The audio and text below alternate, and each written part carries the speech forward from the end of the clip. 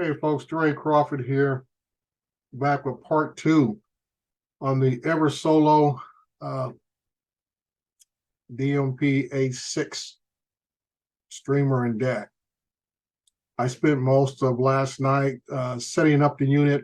There's plenty of videos to walk you through it.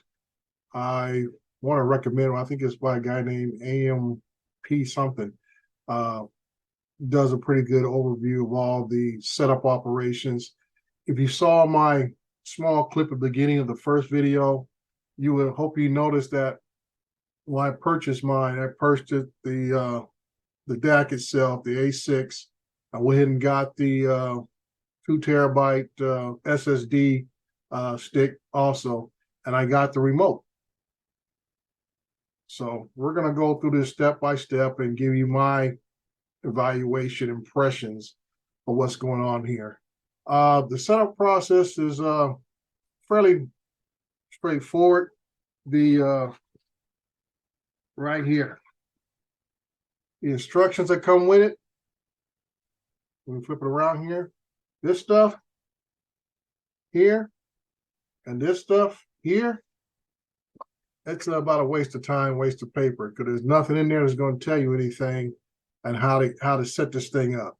It just pretty much tells you this is a cord plugging into the wall, and this is how you turn it on. That's about all you're going to get. I've seen more information for my drone purchases out of China. I have a drone business on the side. My working 9 to 5. They give you almost a phone book of stuff, but only about 4 pages of it is in English.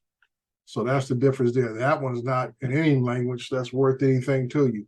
So you're going to definitely need to go online, YouTube, and actually see how to set this thing up, because don't be looking for directions anytime soon. So that's the first part right there. Going through the setup, once I got through it, it makes it a little bit baffling because you don't have some kind of instruction manual to follow. Sometimes even the guys on YouTube always tell people it's always in the details. And when you're trying to instruct somebody, instruct people, try to give instructions how to do anything, one small non-verbal or one small not physical diagram of what is going on can throw somebody off. I was able to muddle through it. I was up until about just shy about 9:30 last night, getting all together. My biggest pain was getting my library transferred over. This is one of those times you wish you didn't have as much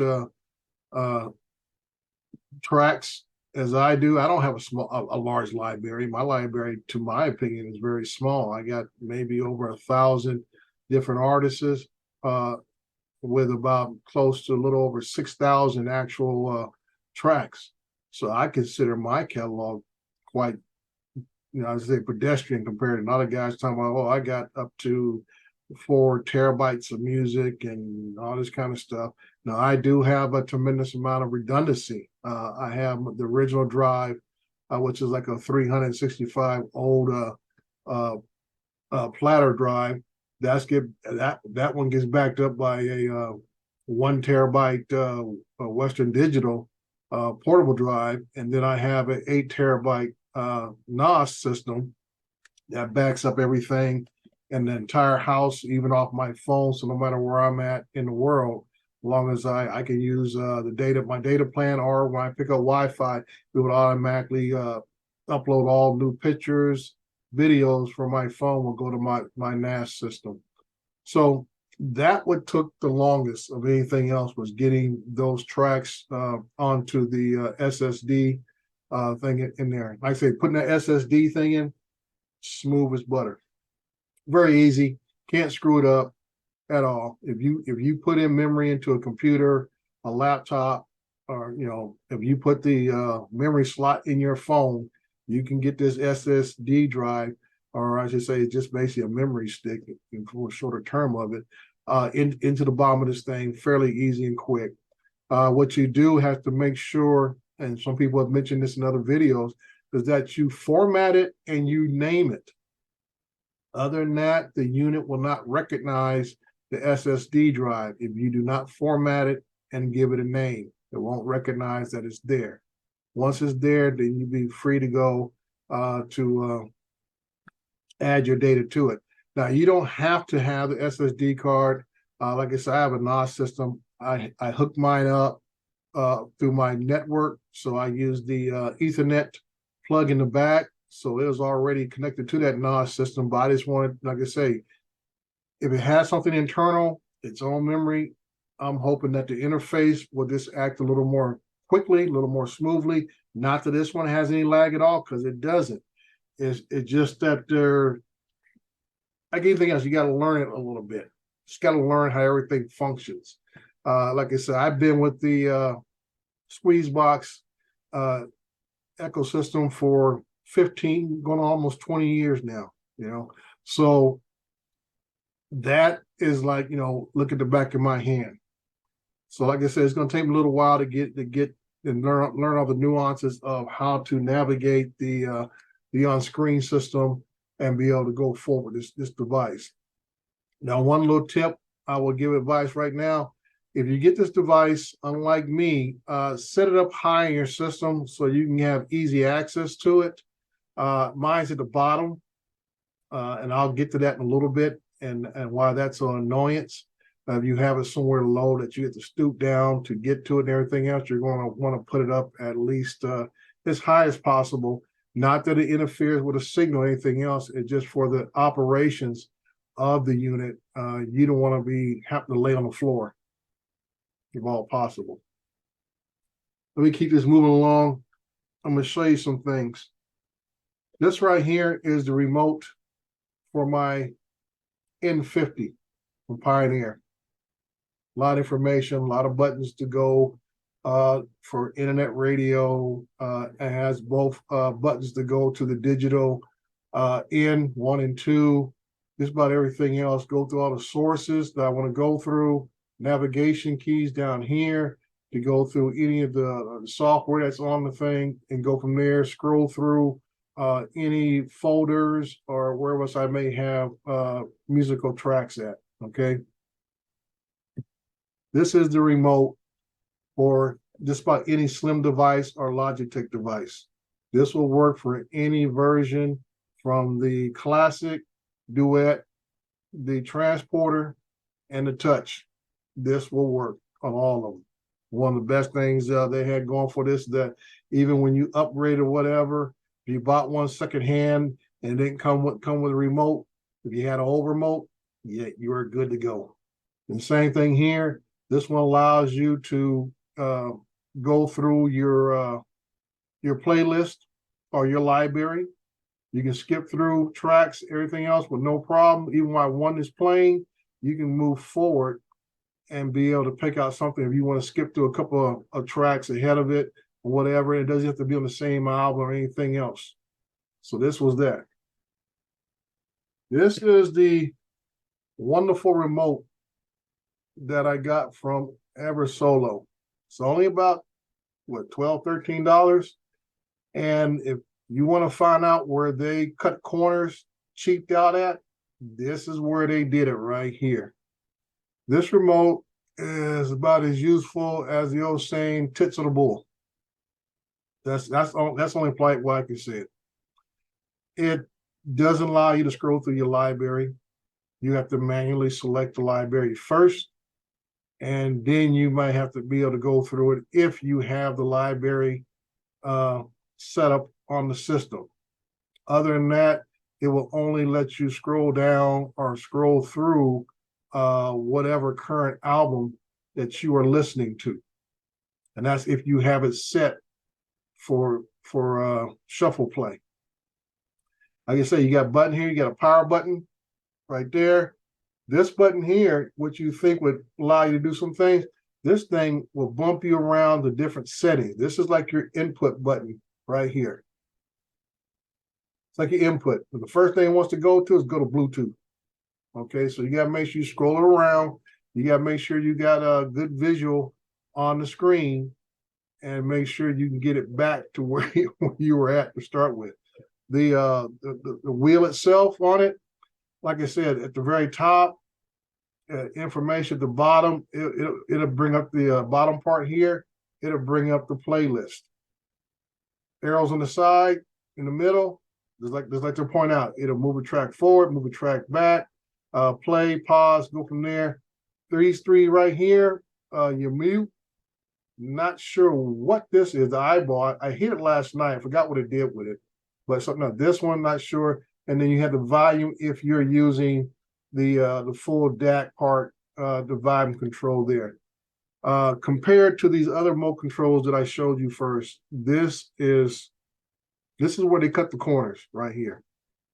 I hate to say it, but this is where they cut the corners. And that's why I say do not put this somewhere low in your rack system or anything else. Hide it behind something else, whatever. You need access to that front touchscreen panel. And this is just kind of like a complement piece to it, to where wherever you got it, once you get it set, then you can go sit down and do a few minor changes. All right. Now, getting back to where once I finally got my library, all my tracks into a library on here, you have to set the library up within it. And that goes on a couple of videos on here. And once you get that library in there, that's when you'll get the menu about the different genres. And this is why I've always been a big fan about not having a bunch of genres in your system. Like I said, it only comes up to 4 that pops up. I know I have no more than 11, maybe 12 max. And that's because I have one for Christmas music. And that's the only oddball one there. But other than that, it'll probably go with the 4 largest one you have. Like mine, it came up with the R&B, it came up with the jazz, and then it came up with might have been classical and religious music. It didn't give me my rock and roll catalog. It didn't give me one of the other ones there, and a couple other ones wasn't there. But it picks the 4 main ones. I thought it would have more listed. I try to bring the screen up to see where the rest of my different areas of my music would be at. They just wasn't there. So I have to assume it only bring up the 4 largest that you have. The uploading of data from one source to another, pretty quick. But the time taking, so it does have a button where it do it all at one time. And this is where you find out that, whatever you have your music stored at, you'll find out all the extra little files that have somehow creeped in there. So I had to do it manually. And I did that on purpose because I want to make sure that SSD didn't have anything unnecessary or something that could become a conflict while operating the unit, because it was not a matching type file or something like that can clog it all up. So I had to do it manually. So all those 6,000 plus tracks, I had to go through and hit the little radio button to get them all in there and let it load it up. So over in that, the sound, I had no complaints because I'm using it in the same way I have my N50 set up, the same way I had my my touch set up. So all I did was take the same plugs out, put the same plugs back in place, switch power cord out, boom, back, we were done. So I can't complain with the sound at all because basically I'm using it as just a streamer. So we're using the DAC out of my AVR unit, which is the Pioneer Elite LX502, has the AK DAC in it. So I'm used to that sound. So like I say, if I would have hooked this up to maybe the living room system, where I have a touch in there going through now I remember the name, Audio FX Mark 2.6 in there. That also has an ESS chip in there. And I gave you that chip yesterday, the number on that one. So I think it's a series right below what's in this unit.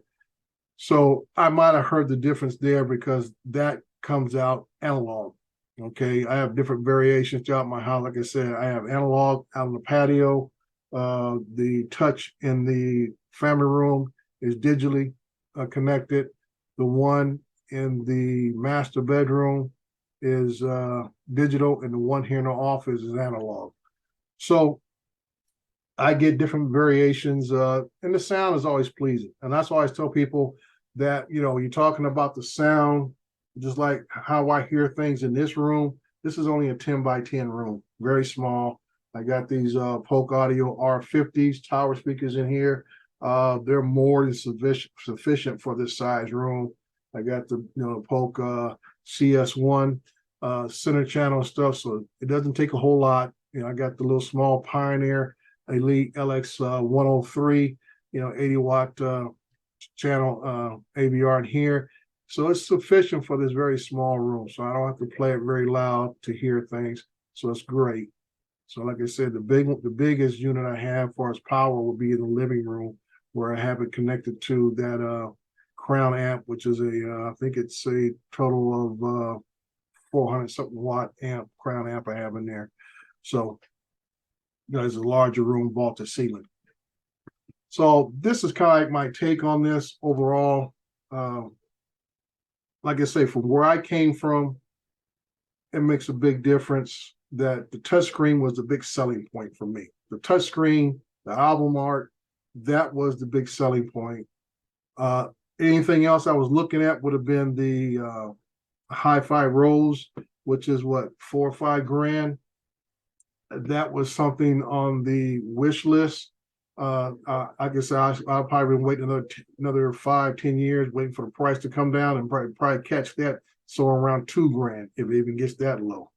Like I said, the most I've ever spent on a streamer was a transporter, and I picked that up for about, I think it was around $1,500 when I got that one. I remember the original retail price on the transporter was around $1,800, and that was back around, like say, the late 2000s when that came out. So like I say, from a price point perspective, this is hard to beat, very hard to beat. Like I said, in the right setup, right system, right amplification, right speakers, you will not be disappointed at all. Could you go a cheaper route? Yeah, my living room setup was a cheaper route between an old Touch, which I paid maybe $100 for off eBay, and a DAC that cost maybe, I think that DAC cost me about $60-70 off Amazon. The amp was the only thing that was expensive. So between the transport, the DAC, I barely spent $200 there. And like I say, the amp cost me about another $500-600 for that amp, all for the price of this thing over here. Okay. So like I said, depends on what route you want to go. But like I said before, coming from the Squeeze Box ecosystem, that album art was what I needed. A little bigger than a Touch, everything else. So I was sold at that point. And when I saw what the price of this thing was, I said, that's a no-brainer for me. So like I say, everything's not going to be perfect the way we always like it, but it is doable for what I want and what I like. So this is Dre. This is part 2 of my EverSolo, I don't want to say unboxing, but it's the install, how I feel about it, how it plays, everything else. But like anything else, I mean, when I first got into the Squeeze Box world, it took a lot to learn all the little intricacies of the LMS. And that thing still runs like a tank after all these years and no support. Thank you, Logitech. No support. And that's the one thing I will say before I get out of here. When I saw this EverSolo, those of us who've been in the Squeeze Box world, this is what we thought the next generation of the Touch was going to look like. This is why I would say it's the next iteration of it. And I'll leave it from there. Dre, Crawford here. You guys have a great time. See you later. Bye.